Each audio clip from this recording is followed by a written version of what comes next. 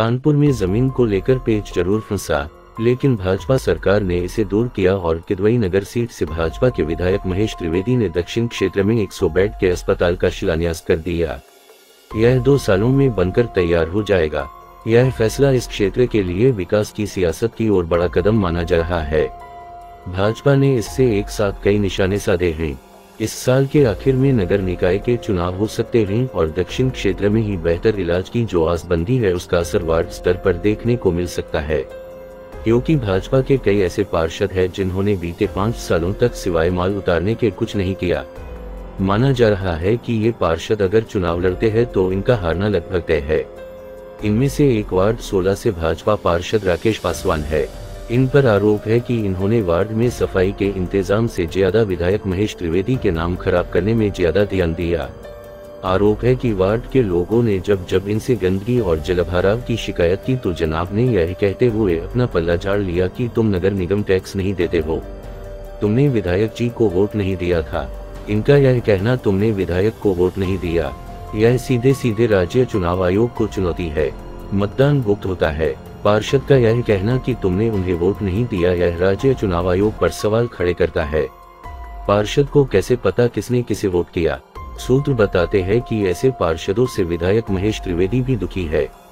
इसी के चलते ही राकेश पासवान के अलावा इस तरह के पार्षदों का टिकट कटना लगभग तय माना जा रहा है। इनकी जगह विधायक दूसरे कैंडिडेट पर दांव लगाने की तैयारी में है।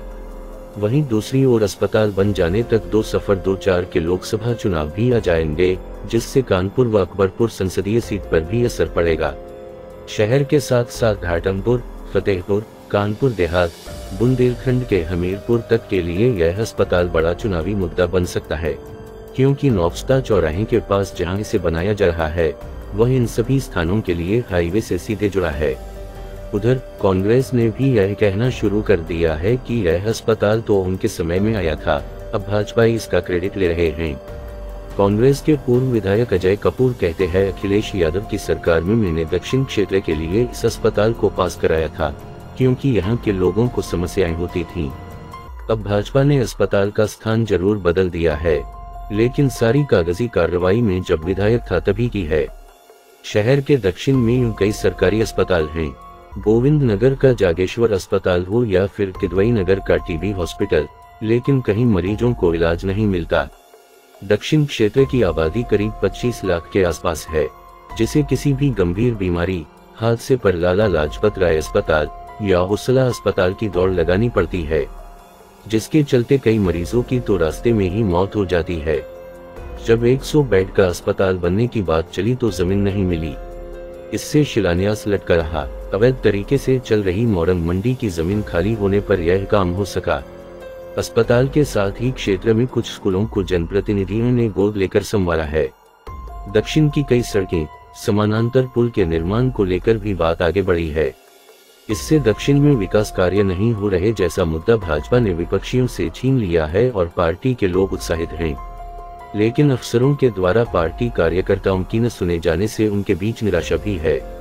किदवई नगर से भाजपा विधायक महेश त्रिवेदी कहते हैं, दक्षिण क्षेत्र के साथ आसपास के जिलों तक अस्पताल का लाभ मिलेगा। यहाँ इतनी जगह है कि इसे और विस्तार दिया जा सकता है। दक्षिण में अब विकास का दौर शुरू हो चुका है, यह सिर्फ भाजपा ही कर सकती है।